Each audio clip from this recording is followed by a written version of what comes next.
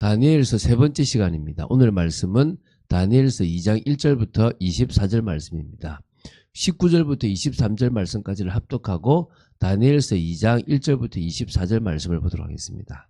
자, 그러면 다니엘서 2장 19절부터 23절 말씀을 한 목소리로 합독하도록 하겠습니다. 이에 이 은밀한 것이 밤의 환상으로 다니엘에게 나타나 보임에 다니엘이 하늘에 계신 하나님을 찬송하니라.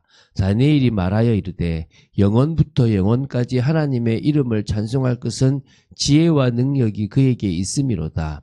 그는 때와 계절을 바꾸시며 왕들을 폐하시고 왕들을 세우시며 지혜자에게 지혜를 주시며 총명한 자에게 지식을 주시는도다. 그는 깊고 은밀한 일을 나타내시고 어두운 데에 있는 것을 아시며 또 빛이 그와 함께 있도다. 나의 조상들의 하나님이여, 주께서 이제 내게 지혜와 능력을 주시고 우리가 주께 구한 것을 내게 알게 하셨사오니 내가 주께 감사하고 주를 찬양하나이다. 곧 주께서 왕의 그 일을 내게 보이셨나이다 하니라. 아멘. 엄청 중요한 고백이거든요. 이게 지금 도저히 이런 일이 일어날 수 있을까 싶은 일이 일어났습니다. 오늘 그 내용들을 봐나가며 하나님 은혜 받게 되길 바랍니다. 우리 어제 다니엘서 1장을 봤습니다. 다니엘서 1장은 다니엘이 어떻게 포로로 끌려갔고 포로로 끌려가서 어떻게 하나님 앞에 그 속에서 이렇게 하나님의 사람으로 드러나게 되었는지, 이제 그런 다른 사람들보다 그 10배나 되는 그런 지혜와 그런 능력을 받았는지에 대한 부분들을 우리가 보게 되었습니다. 그 1장을 통해서 우리가 좀 이제 볼 게, 먼저 하나님의 택한 백성이라 하더라도 범죄하면 하나님의 징계에서 벗어날 수 없다는 사실을 우리 기억해야 돼요. 분명히 그게 같이 다니엘이나 세 친구가 당한 건 아니지만 이스라엘의 멸망이기 때문에, 심판이기 때문에 그들에게도 똑같이 일어나고, 오히려 이스라엘을 위해서 하나님께서 미리 그들을 보내시는 부분들도 사실 있는 거죠. 두 번째는요, 세상의 성도로 하여금 끊임없이 세상에 동화시키려고 한다는 사실을 기억해야 돼요.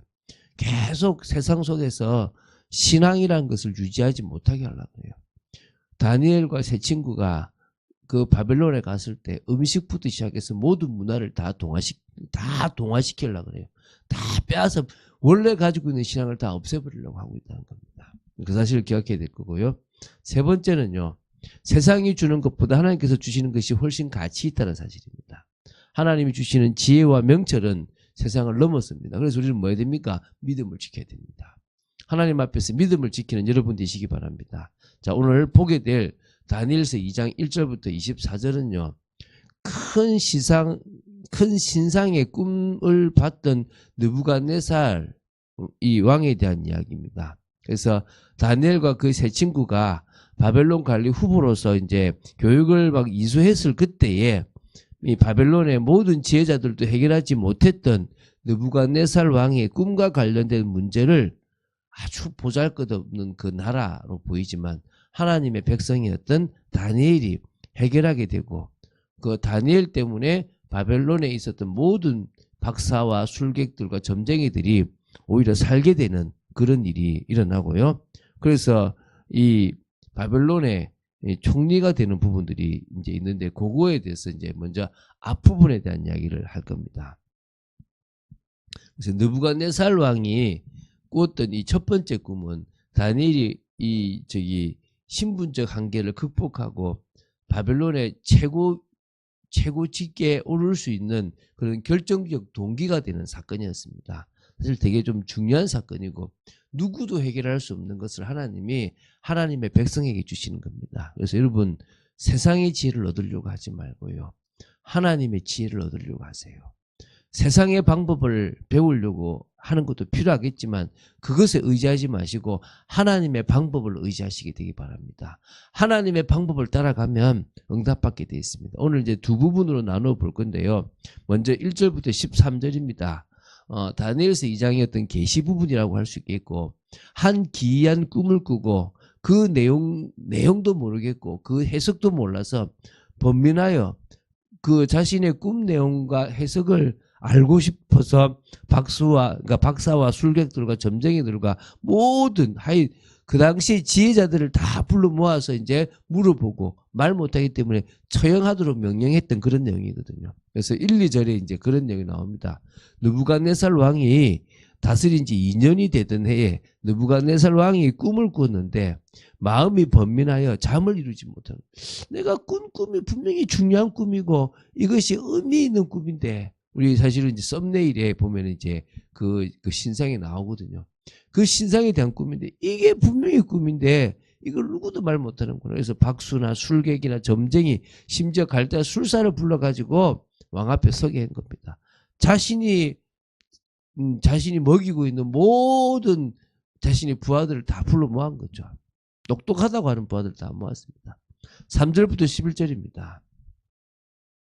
이제 뭡니까? 자신이 꾼 꿈의 내용 자체가 무엇인지를, 그리고 그 꿈의 해석을 동시에 알려달라고 느부갓네살 왕이 요구를 하죠. 그러니까 이제 뭡니까?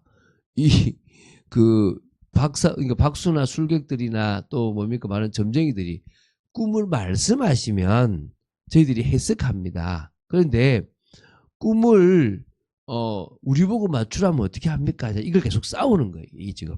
그래서 11절에 이렇게 얘기하는 겁니다. 왕께서 물으신 것은 어려운 일이라. 육체와 함께 살지 아니하는 신들 외에는 왕 앞에 그것을 보일 자가 없나이다. 신들 중에 육체를 가지고 있잖아요. 사람이 만들었어요. 모든 신은 헛것이잖아요. 사람이 만들었거든요. 그거는 신이 아닙니다. 자, 그 사람들은 귀신에 속아서 자신들의 이 보이는 걸 신이라고 생각하고 있지만, 오늘 진짜 신은 뭡니까? 육체와 함께 살지 않는, 눈에 보이지 않고 영이신 하나님이 진짜 하나님이시거든요. 그걸 그들도 인정할 수밖에 없어요. 그런 신 아니고서는 못합니다. 우리가 알고 있는 수준의 신으로는 그거 꿈을 어떻게 합니까? 당신이 꾼 꿈을 우리가 어떻게 합니까? 이런 거예요. 그러니까 한마디로 꿈은 해석할 수 있는데, 물론 해석도 사실 못하죠. 당신이 꾼 꿈을 우리가 어떻게 합니까? 왕이 꾼 꿈을 알 수 없다. 이제 이렇게 얘기를 하는 겁니다. 그래서 이제 12, 13절에 왕이 이로 말미암아 진노하고 통분하여 바벨론의 모든 지혜자들을 다 죽이라 명령하니라. 왕의 명령이 내림에 지혜자들은 죽게 되었고 다니엘과 그의 친구들도 죽이려고 찾았더라. 그러니까 지금 이제 너무나 지금 자기는 며칠째 번민했다는 거예요. 고민했다는 거예요. 분명히 이 꿈이 어떤 신이라는 존재가 왕이 나에게 알려준 건데 이걸 내가 모르면 안 될 것 같은 거예요. 근데 그 꿈이 기억이 안 나. 뭔가는 본 것 같은데 기억이 안 나는 거예요. 그걸 이제 물었는데 아무도 대답 못하니까 화가 나서 다 죽여! 라고 된 거죠. 극단적인 선택을 했다는 이거죠. 자, 이건 지금요. 이 꿈은 하나님으로부터 말미암은 꿈입니다. 그러니까 결국은 인간이 얼마나 연약합니까? 그 꿈 하나 때문이도요. 아무것도 지금 뭐 한계밖에 있을 수 없죠. 근데 이 꿈은 또 하나님이 주권자이기 때문에 하나님의 방법으로만 풀릴 수 있다는 거예요. 여러분 잘 보세요. 지금 원리를 이해하시면 좋겠습니다. 요셉의 시대에도 저 애굽에서 바로 왕의 꿈을 아무도 해석하지 못했습니다.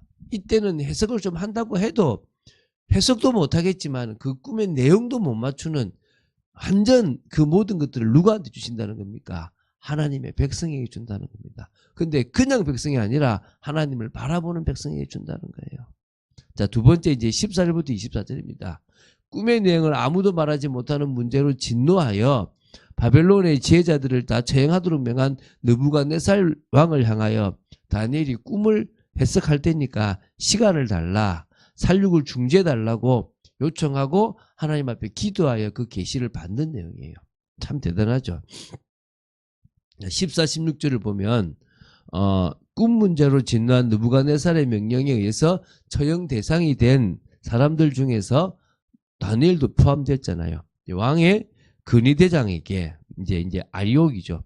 묻습니다. 무슨 일이냐라고 물으니까 쭉 자초지종을 듣게 되죠.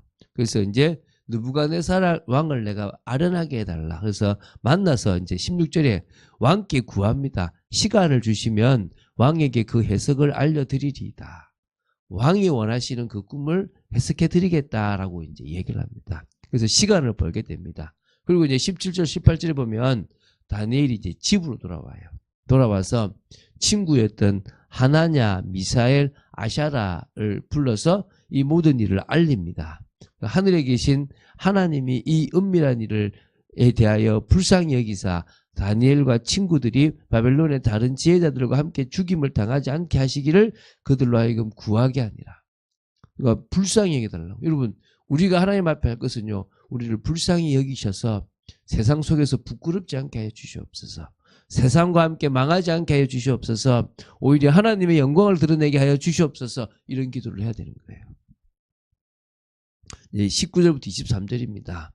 다니엘이 오늘 기도했던 내용들입니다. 하나님께서 보여주신 환상을 통해서 느부갓네살 왕이 꾼 꿈의 내용을 알게 된 겁니다. 그리고 그 계시를 통해서 세계 역사를 당신의 선하신 뜻대로 주관하시는 놀라운 하나님의 비밀을 깨닫게 되었어요. 이게 지금 왕들이, 이게 나라들의 이야기입니다.